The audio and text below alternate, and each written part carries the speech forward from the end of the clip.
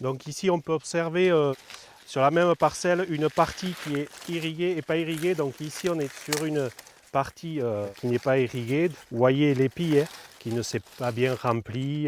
Et je vais vous montrer une plante qui a été irriguée normalement et qui a eu l'eau qu'il faut. Donc celui-ci. Ces beaux épis continueront de grossir grâce à l'arrosage. Ce maïsiculteur a fait le choix d'irriguer pour assurer sa production.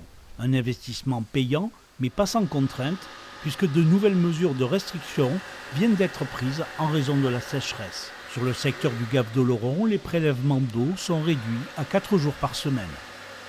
En début d'année, nous demandons au service de l'État des autorisations de prélèvement d'eau dans les gaves.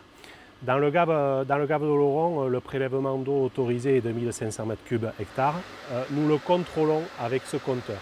L'eau est payée par l'agriculteur et sa quantité est limitée sur l'été.